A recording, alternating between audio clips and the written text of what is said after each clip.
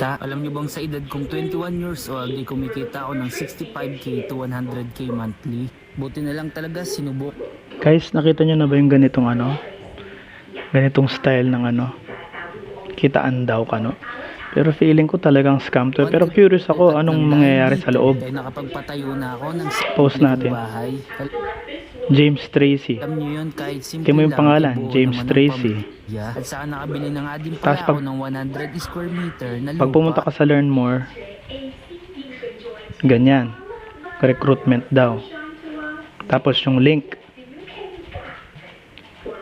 Kaduda-duda yung link. Tapos sa WhatsApp ka pinapapunta. Kaya ako dahil nag-a-ads din ako, may mga na rin, SEO, mga matagal na iba-iba pa. Kapag inano mo tong tab, open in external browser, naglilink sa online jobs PH. So parang ginamit niya yung online jobs PH na link para hindi siya ma-flag na spam o scam sa FB ads. Pero curious ako anong ginagawa nila dito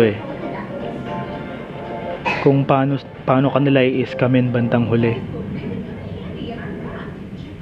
Pero nakakadismaya lang kasi naghahanap ka ng trabaho tapos puro ganito yung mga lumalabas. Ang dami kahit sa anong online jobs platform. Sige guys, pa-comment na lang ng kung may experience kayong ganyan o natignan nyo na, sinuri nyo na anong nangyayari sa loob. Sige po.